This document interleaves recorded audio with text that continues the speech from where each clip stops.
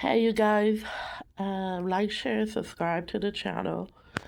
Don't forget also, if you'd like to donate, the link is in the description box, as well as the link to purchase my affirmation and workbook journal is also in the description box. You can get that from Amazon.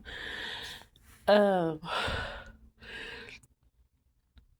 I feel like the Lord has been speaking to me about generational curses, and this isn't going to be too deep, you know, as I am still learning. However, he did like uh bring like a revelation to me, because a lot of people like to consider themselves to be the curse breaker of their family, of the bloodline, but they don't want to acknowledge that they have been cursed, or that they once lived in a curse, or am currently breaking a curse. And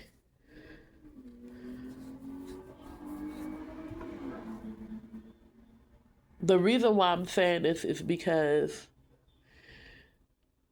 there's been times where I didn't want to acknowledge a curse on the bloodline, or that I was cursed, or that someone may have placed a curse on my family, or whatever the case. My family isn't the only one. There are other families who have generational curses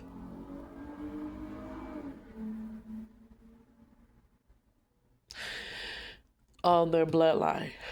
It could also be individually cursed. And the Lord spoke to me after some prayer and reading some word. And he was like, how can you break a curse if you yourself is not living in that curse, or have not lived in that curse? And I was like, huh? Like, I, I never had it put to me in that way, the way he just put it to me.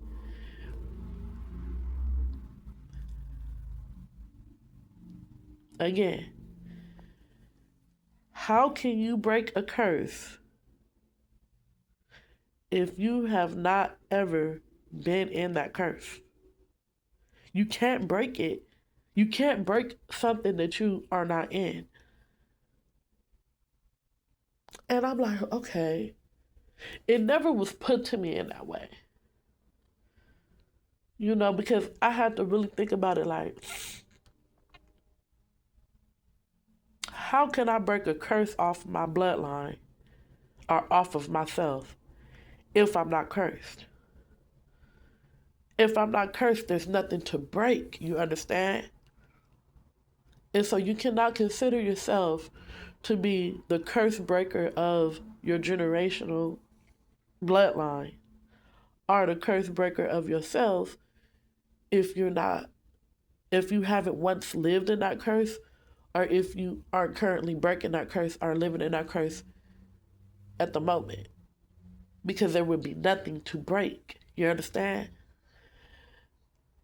So I just, the way he put it to me, he was like, quit being so prideful, and acknowledge the fact that either you, your family, your bloodline have a curse on y'all, or you yourself is individually cursed.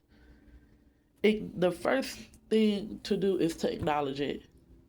The reason why there's a certain demonic pattern, loop, cycle that keeps reoccurring is because you have yet to break certain curses. If there were no curses, there would be nothing to break. Everything will be going smooth sailing and blossoming for you, and prospering, and everything. There will be nothing to break. Yes, you have trials and tribulations, but there will be no curses to break. There will be no certain patterns, cycles, and loops to break off the bloodline. And so he put it to me that way. And it doesn't have to be cursed, like, in a way a lot of people think. You know what I'm saying? Like, it could be just being cursed in other areas of your life, areas that you wouldn't even think. And that's why it's important to, take a deep dive and explore all areas of your life, of your bloodline, of your family, and see what it is that you guys struggle with and suffer with the most. It could be one or two things. It could be multiple things that need to be broken off of the bloodline. And I feel like a lot of times we get overwhelmed with the amount of things, because if you have been under a really strong curse, your bloodline been on a really strong curse where there's like 10 curses that you see, it could be because of the hard-headedness of your bloodline. It's so deep that's why there's so many curses. Or because, again, the hard-headedness of your bloodline is so deep, somebody was able to come in and place those curses. Either God did it, or some evil, wicked other people who oppose your family did it. And this could have happened long ago through a destiny swap on your family from long ago. But it was allowed to happen. God allowed it to happen because of your disobedience and hard-headedness. So either way, God still did it, whether he did it himself directly or he did it indirectly by letting somebody else, another family, another bloodline, another opposing people to come in and do it. It's like a destiny swap has been done on your bloodline. A curse. And it's time for certain of y'all to get everything back that was stolen, hidden, or withheld by breaking these curses. But you can only break the curses by being obedient and stop being hard-headed. And the very first thing you have to do is acknowledge that you are living in a curse, that you have broken a curse already. For some of y'all, you've broken these curses already, or you have broken some and there's still some to go, or you've broken all of them, or you haven't broken any and you're trying to in your process of it, or you're just failing to acknowledge that your family bloodline or you yourself may be cursed. You have to acknowledge it first. You can't say you're a generational curse breaker without acknowledging that you yourself have been in a curse, are breaking out of curses, or is in a curse currently. All right? So, because of pride, a lot of times we don't want to acknowledge this. You know what I'm saying? But it's the truth, especially if you see certain patterns. Mind control is another curse where your spirit wants to do good, your soul wants to do good and right by God, but you cannot bring your mind to the discipline to do it. I heard somebody say that everything has to be in line. What you think, what you say, and what you do has to be in alignment. If you thinking that you want to do good, you want to be obedient to God, you want to live sin-free, but your actions are saying otherwise, that's a curse. If you're thinking that you want to do good, you want to do right, you want to do what's holy in God's eye, but you're saying and speaking otherwise, that's a curse. Now, we all sin, for none of us is without sin, right? We all fall short. But it's based on the pattern, the level of it, and your willingness to repent. You understand what I'm saying? Some things happen and you repent, but some things are a pattern. And God has been speaking to me about this, and this is something that he's been speaking to me about for years. And it is taking me years to get it through my head. Why? Because I'm hard-headed and I'm stubborn, and I know that. But God is breaking that hard-headedness and that stubbornness off of me, and I'm speaking it into existence, right? But I know that he has used me to break certain generational curses. Now, if you have a curse of being, if there's a curse of addiction to substances on your bloodline, alcohol, cigarettes, drugs, whatever, you have to have been under that curse before to break it. So if I had never been an addict before, how could I have ever broken that curse? You see what I'm saying?